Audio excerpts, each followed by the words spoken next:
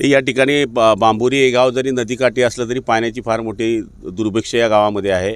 त्याच्यामुळे जलजीवन मिशनमधून जवळपास 4.25 कोटी रुपये आपण बांबोरी गावाकरता मंजूर केलेले आहे आणि त्याचा शुभारंभ आज या ठिकाणी झालेला आहे। येत्या काही दिवसामध्ये दररोज बांबोरी गावाला पाणी मिळेल अशा पद्धतीचा आपण ही योजना मंजूर केलेली आहे। गावखेड्यामध्ये आणि ज्या गावामुळे आमच्या गावांना पाणी मिळतं, आज त्याच गावामध्ये पाणी नसल्यामुळे आम्हाला इथे दुःख वाटतं आहे। त्याच्यामुळे आज या योजनेचं काम सुरू झालेलं आहे आणि मला खात्री आहे वर्षभरामध्ये ही योजना पूर्ण झाल्यानंतर बांबोरी गावाला प्रत्येक ठिकाणी दररोज पाणी मिळेल अशा पद्धतीची ही योजना आहे।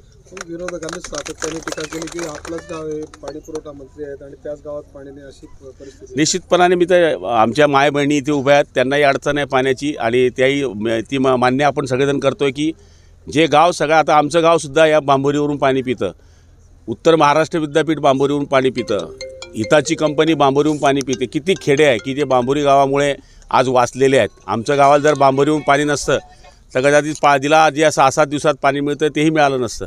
जे गाव आम्हाला नेहमी पाणी पाजतं आज त्याच गावात पाणी नसल्यामुळे टंचाई आहे, त्याच्यामुळेच आम्ही ही नवीन योजना सुरू केलेली आहे।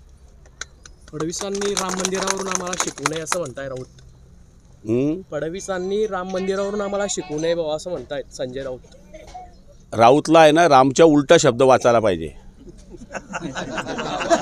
हो, आशिष देशमुख म्हणतायत की काँग्रेस सोडणाऱ्यांची आता रांग लागेल भाजपमध्ये येण्यासाठी। निश्चितपणाने तीच परिस्थिती आहे। या देशामध्ये जो भगवा झेंडा घेऊन चालेल त्याचंच राज्य येणार आहे। जो भगवा हित की बात करेगा वही देश पे राज करेगा।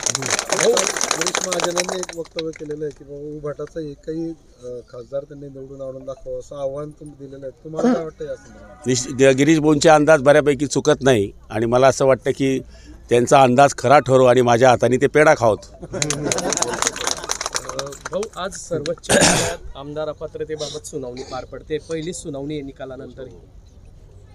निकाल आता कोर्टाचा आहे त्यामुळे कोर्टावर बोलणं उचित होणार नाही। कोर्ट योग्य तो न्याय घेईल। एबीपी माझा, उघडा डोळे बघा नीट।